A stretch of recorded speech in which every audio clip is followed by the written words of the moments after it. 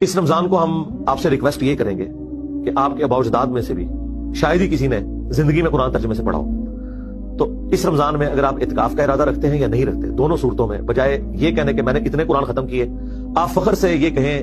At the and of رمضان کہ میں الحمدللہ اپنے خاندان میں اور اپنی نسلوں میں پہلا بندہ ہوں جس نے پورا قرآن ترجمے کے ساتھ پڑھا ہے، اور یقیناً ایسے ہی ہوگا کیونکہ قرآن کا پہلا ترجمہ 1920 میں ہوا ہے، پریکٹیکلی تو اب لوگوں کے ہاتھ میں ہے، کسی نے نہیں ترجمے سے قرآن پڑھا ہوا تھا۔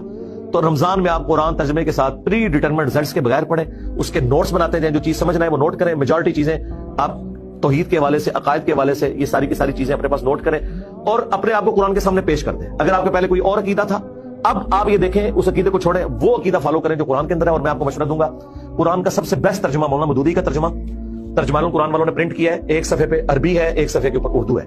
تو اگر صرف اردو بھی پڑھنی ہے آپ نے، لوگ کہتے ہیں جی عربی کا ثواب ہوگا، اردو کا 10 گنا زیادہ ہوگا، کیونکہ اس سے آپ کی آخرت بننے والی ہے۔ آپ اس چکر میں نہ پڑھیں، آپ قرآن کو ایک دفعہ پڑھیں۔